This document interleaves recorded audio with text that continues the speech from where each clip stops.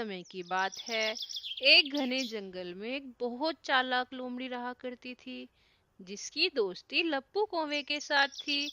लोमड़ी कौवे की मदद से जंगल के सभी पक्षियों का शिकार किया करती थी। इस वजह से जंगल के सभी पक्षी बहुत परेशान थे और उन्हें पता नहीं चल रहा था कि आखिर जंगल के पक्षियों की जान ले कौन रहा है।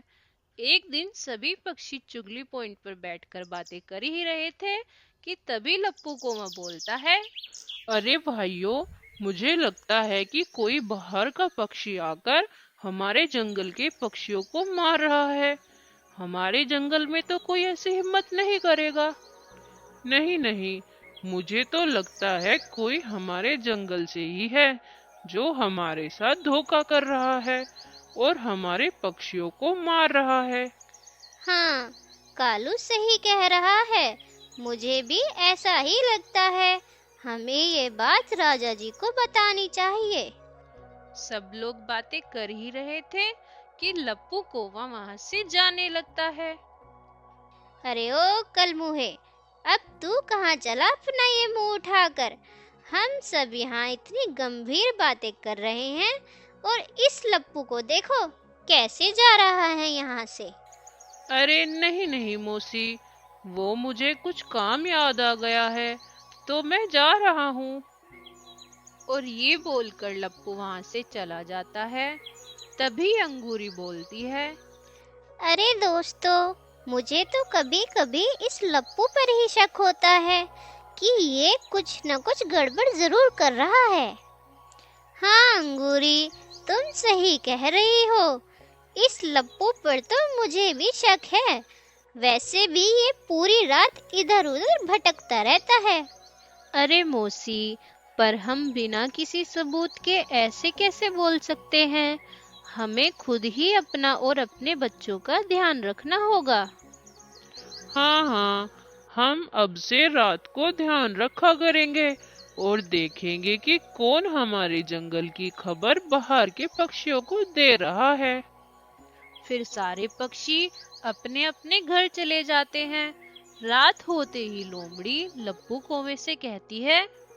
अरे ओ कौवे के पिल्ले, आज मेरा मन ताजा ताजा अंडे खाने का है।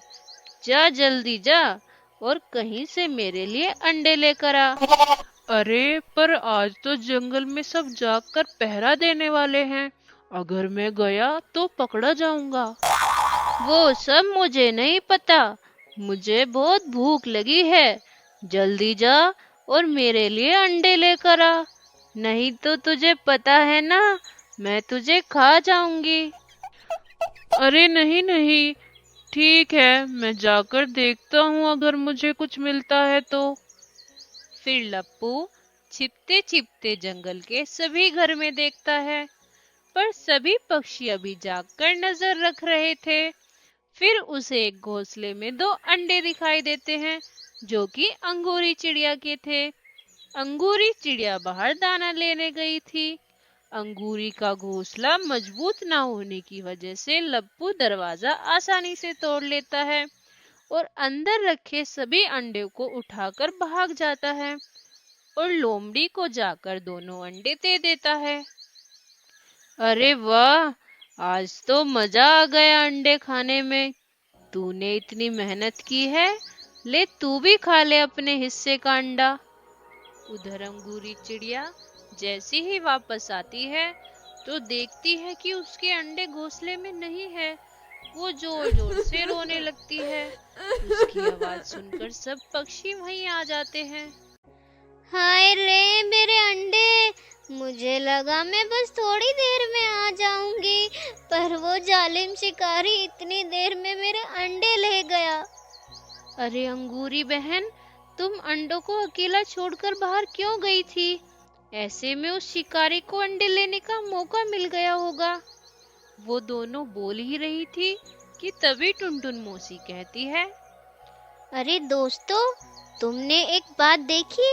हम सब यहाँ हैं, पर वो लप्पू कौवा कहीं नहीं दिखाई दे रहा। और आज शाम मैंने उसे काली गुफा की तरफ जाते हुए भी देखा था। हाँ मौसी, तुम सही कह रही हो। अब तो मुझे भी उस लप्पू पर शक हो रहा है। क्यों ना हम एक काम करें कि कल रात को सब छिपकर उस पर नजर रखें और देखते हैं कि वो क्या करता है। फिर वो सब मिलकर एक योजना बनाते हैं और एक नकली अंडा रानी चिड़िया के घोंसले में रख देते हैं और सब छिप जाते हैं। लप्पू कौवा फिर से रात में सबके घोंसले में अंडे ढूंढने आता है और फिर जैसे ही वो रानी चिड़िया के घोंसले में अंडा देखता है तो उसे लेने के लिए घोंसले को तोड़ने लगता है। फिर सारे पक्षी वहां आ जाते हैं और उसे रंगे हाथों पकड़ लेते हैं। अरे ओ कलमुहे, तुझे शर्म नहीं आती है काम करते हुए? जिस थाली में खाता है उसी में सुसु करता है। अरे मौसी, सुसु नहीं होता है। कहावत तो ये है कि जिस थाली में खाया और उसी में छेद कर दिया। हाँ हाँ, पर इस कलमुहे ने तो सब कुछ कर दिया है थाली में। अब बोलता क्यों नहीं है तू? ऐसे खड़ा है जैसे कितना शरीफ हो। नहीं मौसी, मुझे माफ कर दो।